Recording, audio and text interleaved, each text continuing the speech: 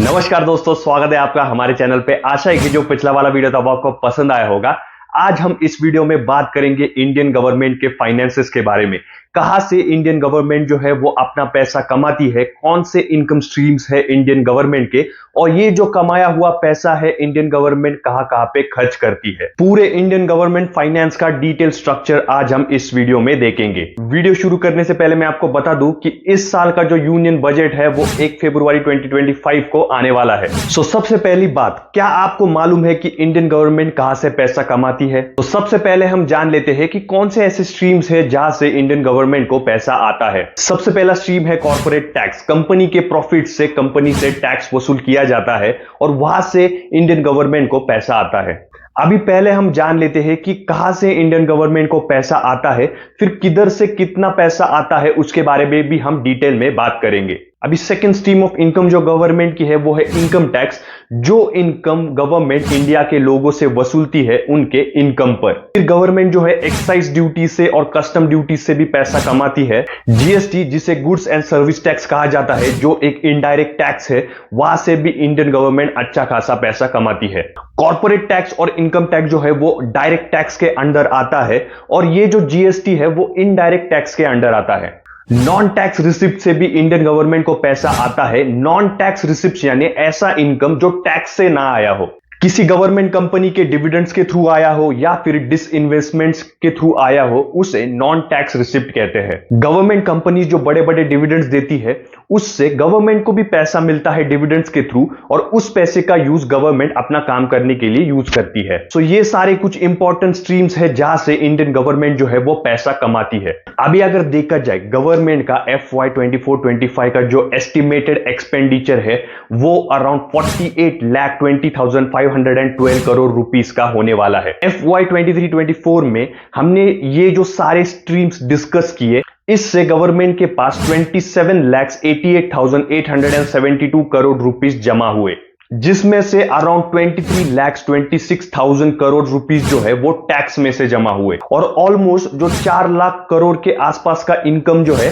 वो non tax revenue था, और ऑलमोस्ट 60,000 करोड़ जो है वो नॉन डेप्ट कैपिटल से जमा हुआ। इतना सारा जो पैसा है वो गवर्नमेंट का इनकम था FY 23-24 के लिए, और इसके ऊपर का जो बाकी का पैसा गवर्नमेंट को एक्सपेंडिचर के लिए लगता है उसके लिए गवर्नमेंट जो है लोन्स लेती है और उस पे गवर्नमेंट को इंटरेस्ट भी भरना पड़ता है। सो अभी हम और डिटेल में समझते हैं कि कहां से गवर्नमेंट कमाती है और कहां पे कितना खर्च करती है। तो पूरा जो गवर्नमेंट का कमाई है उसे हम 1 रुपीस के हिसाब से समझते हैं। अगर गवर्नमेंट 1 रुपीस कमाती है तो उसमें से 17 पैसे जो है गवर्नमेंट कॉर्पोरेट टैक्स से कमाती है, 19 पैसे जो है गवर्नमेंट इनकम टैक्स से कमाती है, 4 पैसे जो है गवर्नमेंट कस्टम्स से कमाती है, 1 रुपीस में से 5 पैसे जो है गवर्नमेंट यूनियन एक्साइज ड्यूटी से कमाती है, 18 पैसे जो है गवर्नमेंट जीएसटी यानी कि गुड्स एंड सर्विस टैक्स से कमाती है, 9 पैसे जो है गवर्नमेंट नॉन टैक्स रिसिप्ट्स यानी कि डिविडेंड्स वगैरह से कमाती है, 1 पैसा जो है गवर्नमेंट नॉन डेप्ट कैपिटल से कमाती है, और 27 पैसे जो है गवर्नमेंट बोरो करती है यानी कि लोन लेती है। अभी ये हुआ इंडियन गवर्नमेंट के इनकम का हिसाब।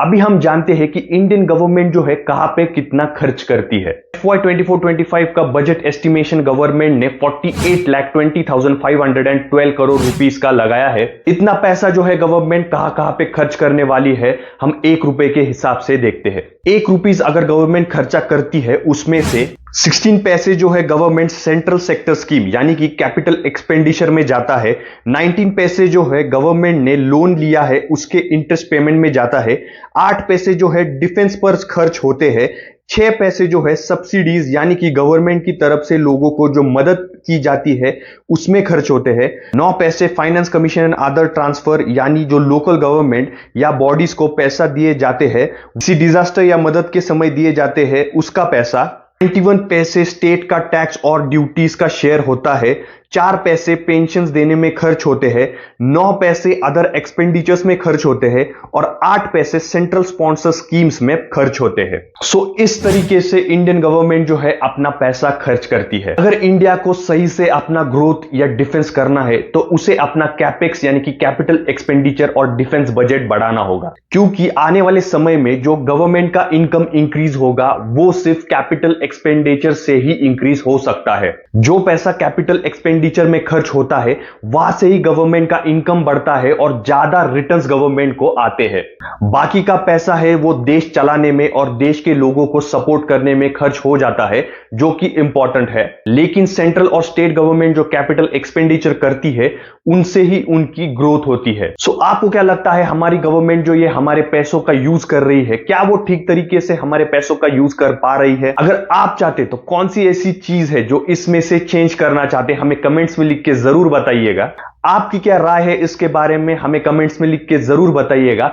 और अगर आपको ये इंफॉर्मेशन पसंद आई हो तो इसे अपने दोस्तों के साथ जरूर शेयर कीजिएगा। ऐसे और इंफॉर्मेटिव वीडियोस के लिए हमारे चैनल को सब्सक्राइब जरूर कीजिएगा। धन्यवाद दोस्तों।